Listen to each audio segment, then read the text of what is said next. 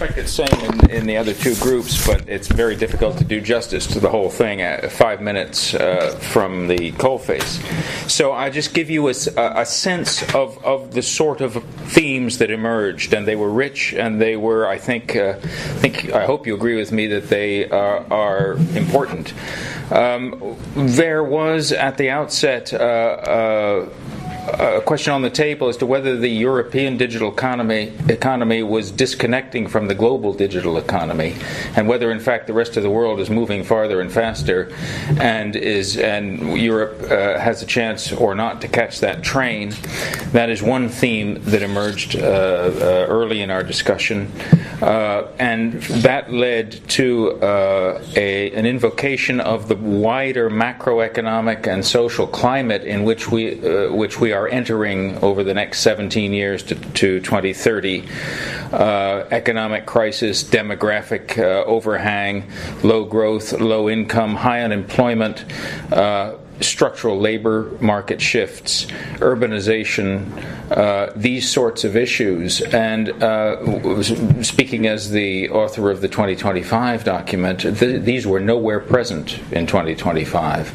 So I think what we take from this is that ICT, which will become really just a part of the economy to the point where we won't speak of the digital economy, won't speak of the digital transformation. It will just be the digital world.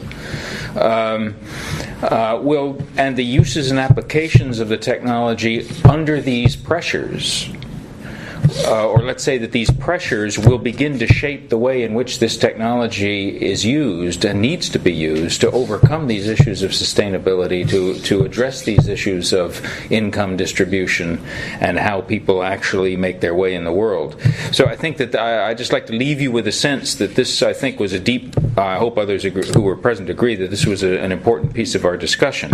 That said, we also agreed that we need to keep focusing on how the technology can respond to these challenges, and that this will be an important piece from an economic point of view of the report.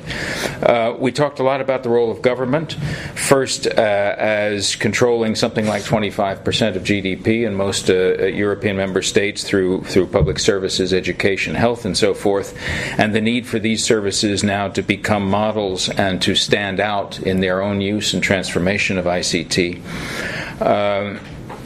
We talked a lot about the urgent need to solve some of the policy questions and address some of the issues that have been around for as long as some of us have been involved here, which is a long time, including such things as real policy changes to encourage entrepreneurship and risk-taking. A lot of this at member state level, let it be said. We need to solve some of these important questions that are hanging over us. Data protection, obviously very key to how certain things evolve. And there are others that we all know and love where we've talked for years here, but nobody seems to have stood up and really made hard decisions, and the train is leaving. That was, I think, where government is concerned. Then we had a very interesting presentation by Philida, which have pipped us at the post with their Consumers 2030 document, which I encourage you to look at. It's quite provocative, to say the least.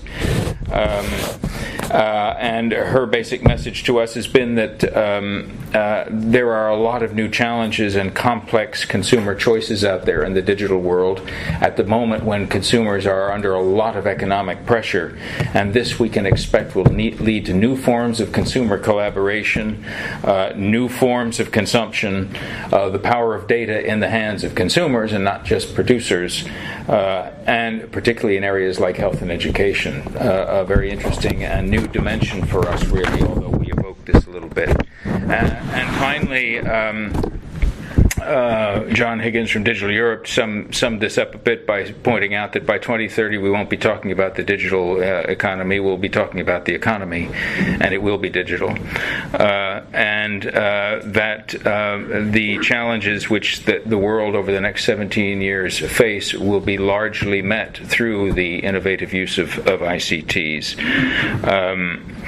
And that sustainability of everything will be an important focus, because at the moment we're we're consuming 1.6 planets, and we're on trend to consume 2.0 planets as a human race, and this can't go on and won't go on.